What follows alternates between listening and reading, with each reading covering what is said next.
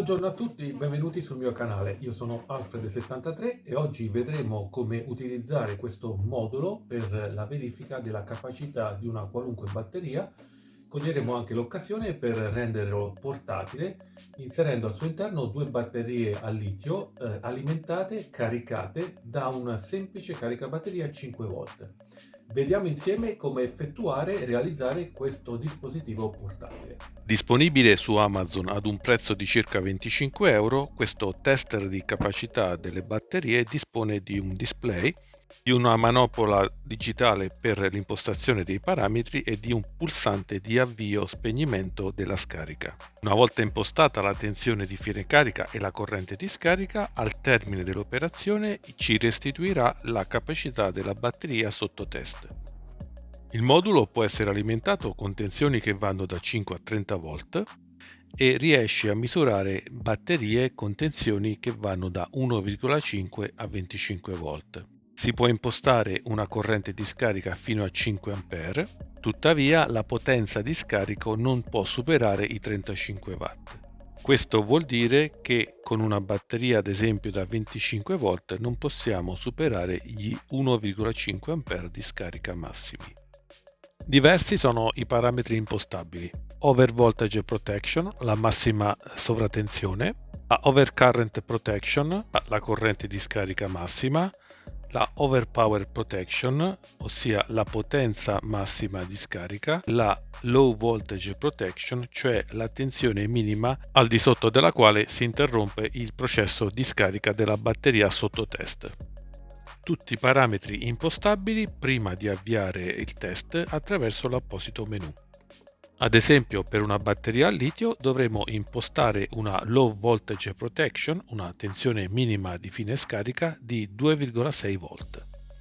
Oltre ai pulsanti frontali per l'impostazione dei parametri e l'avvio e l'interruzione manuale della scarica, sul retro troviamo il connettore a destra di alimentazione del modulo, mentre a sinistra il connettore per il collegamento alla batteria, che potrà avere un valore compreso tra 1,5 volt e massimo 25 volt.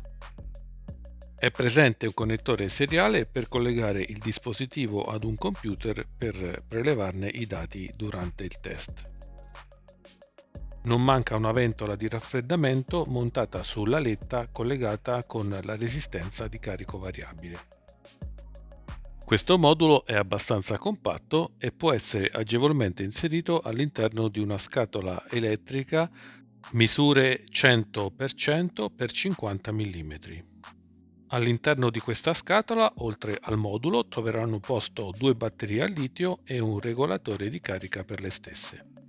Bando alle ciance e passiamo alla realizzazione del foro necessario ad inserire il modulo. Con l'utilizzo di un saldatore con punta piatta, si tratta di una stazione saldante modello T12 a punte intercambiabili che utilizzo sia per l'elettronica che per effettuare questi intagli sulla plastica.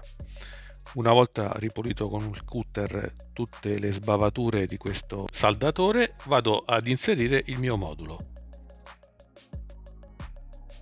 A questo punto è il momento di cominciare ad effettuare i fori sia per l'ingresso della presa USB di ricarica per le batterie a litio e sia per l'interruttore generale.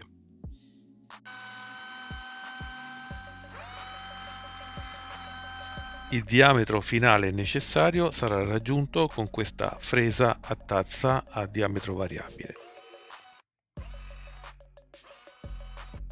Sul posteriore della scatola vado a praticare dei fori per far fuoriuscire l'aria calda proveniente dalla ventola di raffreddamento.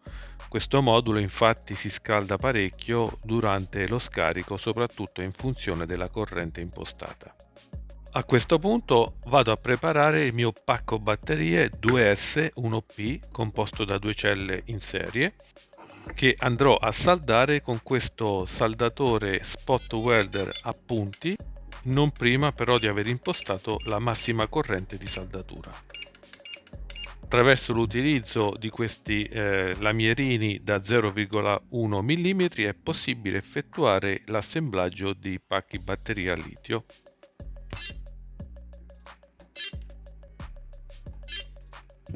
Interpongo uno strato di cartone isolante per separare il positivo dal negativo. Collego altre due lamelle al negativo e al positivo per il collegamento al mio modulo. Se vi piacciono i miei video, questo è il momento buono per mettere un bel like e valutare l'iscrizione al canale. A questo punto andiamo a misurare la tensione di questo pacco batterie appena assemblato.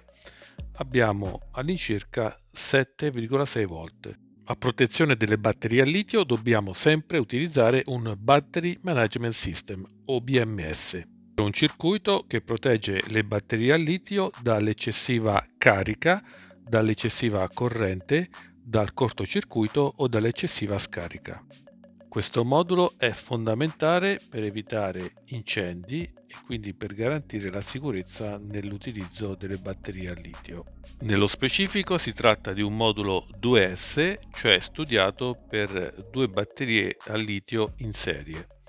Il carico utilizzatore sarà collegato agli ingressi P+ e P-, così come anche il caricabatterie da 8,4 volt. All'interno di questo modulo in pratica è presente un chip che monitora la tensione delle batterie e la corrente di ricarica, interrompendo il collegamento tra il negativo delle batterie e l'uscita P- attraverso due MOSFET che fungono da interruttori, il MOSFET OD over discharge e il MOSFET OC over charge. La corrente viene rilevata attraverso il piedino Current Sensing. Sono presenti anche due chip che svolgono la funzione di bilanciamento misurando l'eventuale sovratensione presente e scaricandola attraverso due MOSFET su due resistenze di basso valore da 62 ohm. Procediamo attaccando questo BMS alle due batterie. Vi ricordo che in descrizione troverete tutti i link per l'acquisto dei materiali che vedete nei miei video, acquistando i quali contribuirete a supportare in parte il mio canale. Una volta effettuate le saldature alla B+ e B-, cioè ai due poli della mia batteria, è il momento di effettuare la saldatura relativamente al pin centrale della parte sottostante. Per questo collegamento possiamo utilizzare un filo di piccolo diametro perché serve esclusivamente a monitorare la tensione intermedia del pacco batterie.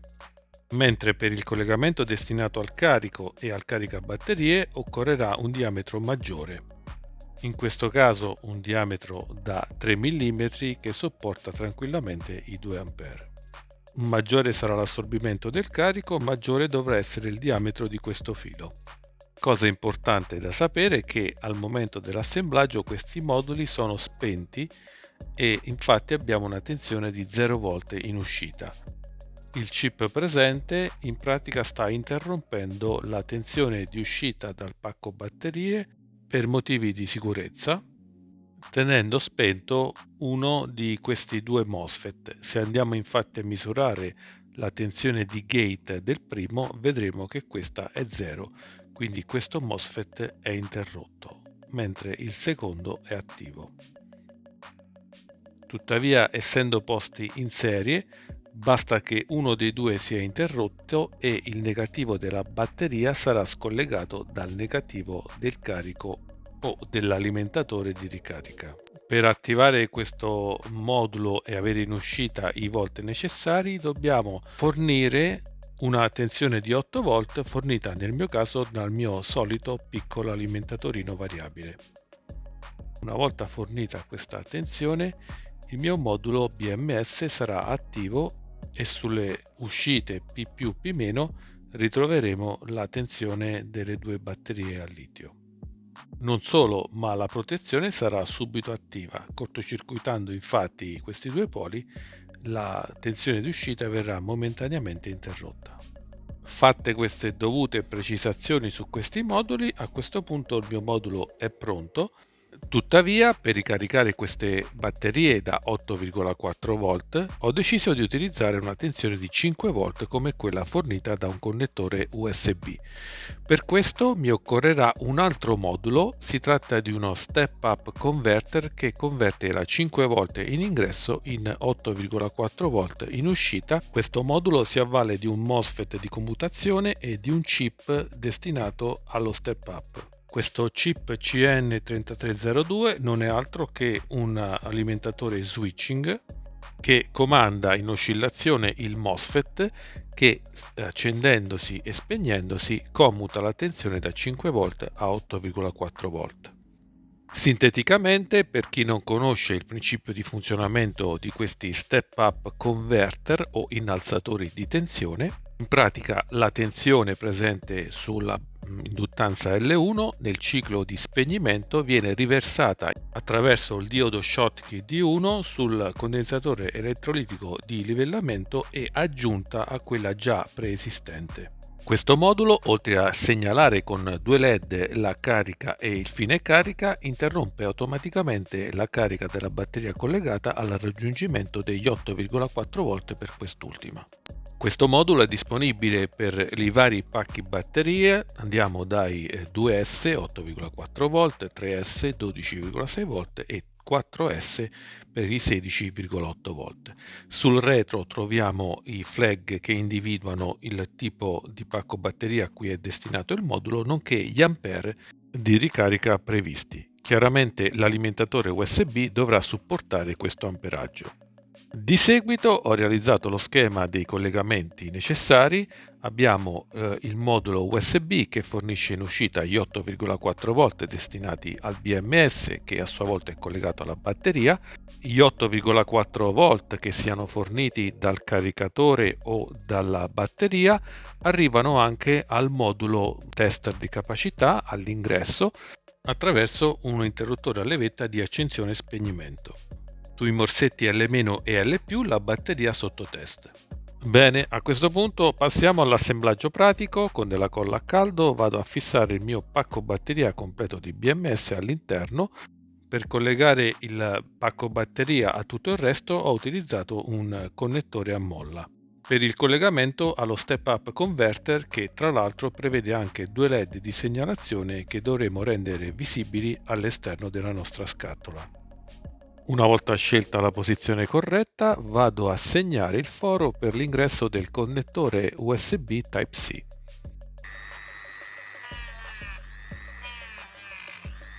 Rifinisco il foro con una piccola fresa Dremel. Vado a fissare questo modulo con della colla a caldo in abbondanza sul foro di uscita. Beh, se vi sta piacendo questo video, che ne direste di mettere un bel pollice in su e valutare anche l'iscrizione al canale? Grazie per il vostro contributo. Vado a realizzare da zero il collegamento con i morsetti per le batterie sotto test. Vi svelo un piccolo trucco: se volete saldare questi connettori dovrete fresare leggermente la superficie smaltata per far aderire agevolmente lo stagno. La placcatura presente in superficie infatti non permette allo stagno di aderire correttamente al metallo sottostante. Una volta effettuata questa saldatura andiamo a stringere con una pinzetta il metallo sul gommino di rivestimento del cavo per evitare la fuoriuscita. A questo punto siamo pronti per effettuare tutti i collegamenti finali dei nostri moduli secondo lo schema visto già in precedenza. Vi ricordo che se avete delle domande da farmi potete inserirle nei commenti qui sotto e cercherò di rispondervi prima e meglio possibile. Bene, procediamo ad effettuare i collegamenti al modulo di test. Innanzitutto vado a collegare i morsetti dell'ingresso al connettore LOAD- e LOAD+.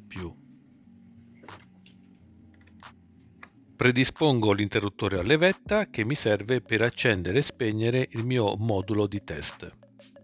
Piccolo consiglio: quando saldate questi interruttori cercate di essere il più veloci possibili perché altrimenti potreste danneggiare l'interno dell'interruttore.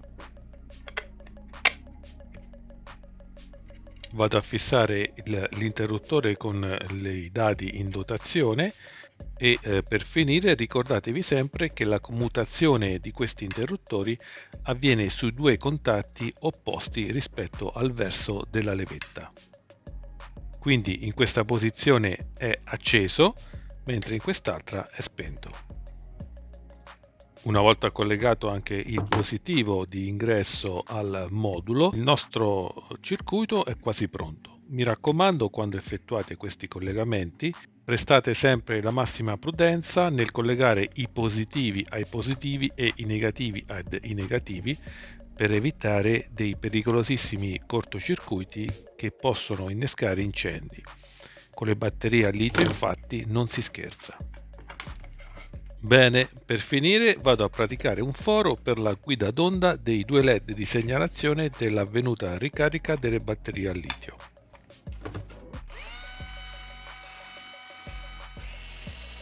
Con questa tecnica della colla a caldo possiamo realizzare delle efficaci guide d'onde per tutti i nostri progetti con LED.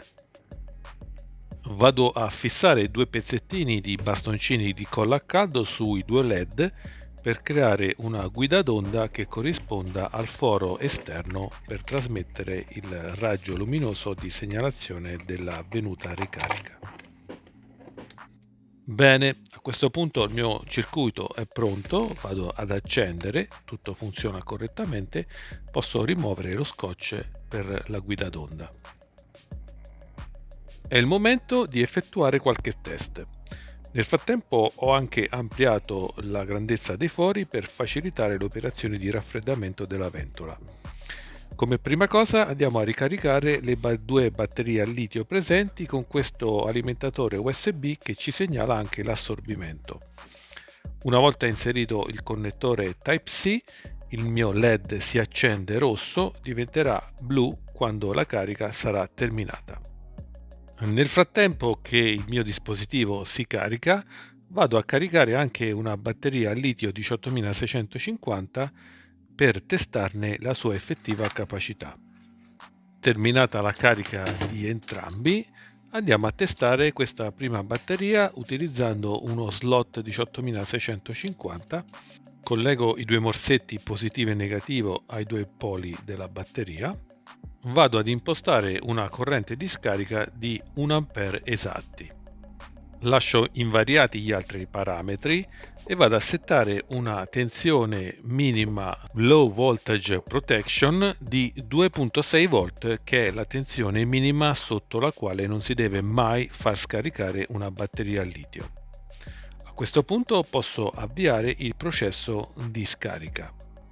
Lascio che il dispositivo scarichi lentamente questa batteria fino ai 2,6 V. Una volta raggiunta la tensione si interromperà automaticamente segnalando sul display gli amperora della batteria. Man mano che avanza questo processo vedremo incrementare gli amperora sul display e sentiremo anche la ventola che partirà per raffreddare la resistenza interna variabile. Dopo circa un'ora dall'avvio dello scarico di questa batteria a litio abbiamo una capacità di circa 1,077 Ah e una tensione di 3,6 V. Al termine di tutta la procedura questa batteria risulterà avere una capacità di 2,320 Ah ed una tensione di 3,34 V che è risalita al termine del processo di scarica. Con questo tester possiamo anche misurare la capacità residua di una vecchia batteria d'auto che vogliamo magari utilizzare per il nostro impianto fotovoltaico. Dopo averla completamente caricata con un apposito caricabatterie d'auto, andiamo ad effettuarne il test. Una batteria che in origine aveva 53 Ah, andiamo a verificare con il nostro circuito quanti ampere residuano. A piena carica la tensione risulta di 12,75 V. Vado ad impostare una corrente di ricarica di 2 A. Questo tester infatti, vi ricordo, non permette di scaricare a più di 35 W. Quindi con questa corrente siamo a 24 W, cioè ben al di sotto del limite massimo. Vado altresì ad impostare la tensione minima di interruzione della scarica a circa 11,5 V. Una volta impostati questi parametri posso avviare il processo di scarica. Lascio il modulo al suo lavoro, cercando anche di farlo raffreddare correttamente, e tra qualche ora ripasserò a controllare gli ampere di scarica. Bene, sono passate diverse ore. Al termine il mio display segna la fantomatica cifra di 6,3 ampere-ora, quindi questa batteria è praticamente morta e non credo che la potrò nemmeno utilizzare per il mio impianto fotovoltaico. L'unica destinazione possibile è la discarica. E così facendo, con questo modulo abbiamo potuto verificare la bontà di una vecchia batteria d'auto per testarne la capacità residua. E per finire, con questo tester possiamo anche andare a misurare la veridicità della corrente erogata da questo alimentatore switching, effettuando un test sulle sue uscite. Con prudenza andiamo a collegare l'ingresso della 220 prima di fornire l'alimentazione a corrente alternata. Collego le uscite al mio tester e abbiamo 12,37 volt. Vado ad aumentare la corrente assorbita dal mio dispositivo per vedere fino a che punto è in grado di arrivare la corrente fornita da questo alimentatore. Il limite massimo è 1,2 A, oltre i quali il nostro alimentatore smette di funzionare. Quindi in questo modo possiamo anche andare a testare un alimentatore switching. In generale il limite di corrente di un alimentatore è stabilito allorquando si ha uno scostamento di tensione che supera il 10% del valore originario. Anche per quest'altro alimentatore vado ad effettuare lo stesso test, valore dichiarato circa 1 ampere, ma col mio strumento riesco ad arrivare fino a 1,4 ampere, dopodiché entra in funzione la protezione. E con questo stress test ho verificato l'effettiva capacità di corrente del mio alimentatore e posso classificarlo per altri eventuali futuri utilizzi. Bene amici, anche per oggi è tutto, spero che questo video vi sia piaciuto. Dal mio laboratorio io vi ringrazio per la visione di questo video, vi do appuntamento come al solito alla prossima volta. Ciao!